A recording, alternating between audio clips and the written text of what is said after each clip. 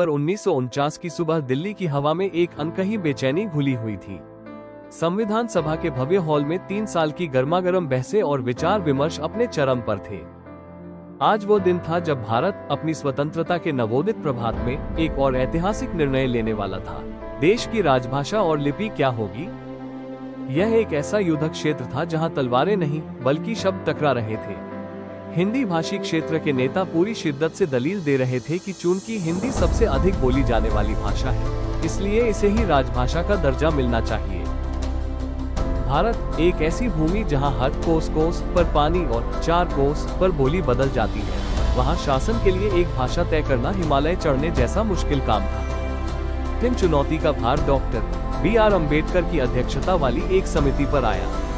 इस समिति में 2 दूरदर्शी विद्वान शामिल थे, जिनकी भाषाई पृष्ठभूमि बिल्कुल अलग थी। एक थे कन्हैया लाल मानिक लाल मुंशी, जो बम्बई सरकार में गृह मंत्री रह चुके थे, और दूसरे थे तमिल भाषी गोपालस्वामी आयंगर, जो इंडियन सिविल सर्विस के एक अनुभवी अधिकारी थे और 1937 से 1943 के बीच जम्मू कश्मीर के प्रधानमंत्री भी रहे थे।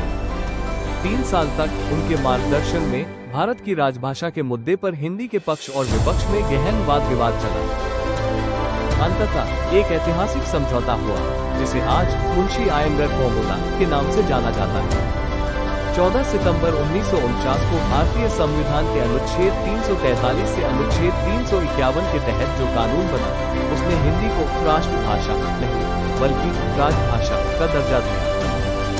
साथ ही एक महत्वपूर्ण प्रावधान ये भी था कि अगले 15 सालों तक राजकीय कार्यों के लिए अंग्रेजी का उपयोग जारी रहेगा, इस निहित समझ के साथ कि धीरे धीरे अंग्रेजी को चरणबद्ध तरीके से हटाकर हिंदी को एकमात्र आधिकारिक भाषा के रूप में इस्तेमाल किया जाने लगेगा।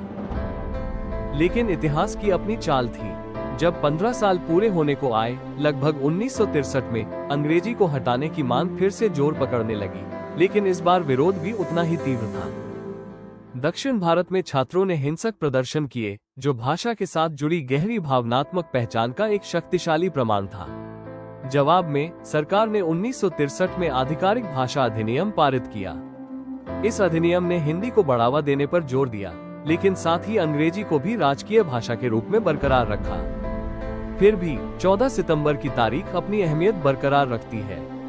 संविधान सभा द्वारा हिंदी को आधिकारिक तौर पर राजभाषा का दर्जा दिए जाने के ऐतिहासिक महत्व को उजागर करने और हिंदी को हर क्षेत्र में प्रसारित करने के लिए राष्ट्रभाषा प्रचार समिति वर्धा के अनुरोध पर 1953 से पूरे भारत में हर साल 14 सितंबर को हिंदी दिवस के रूप में मनाया जाता है।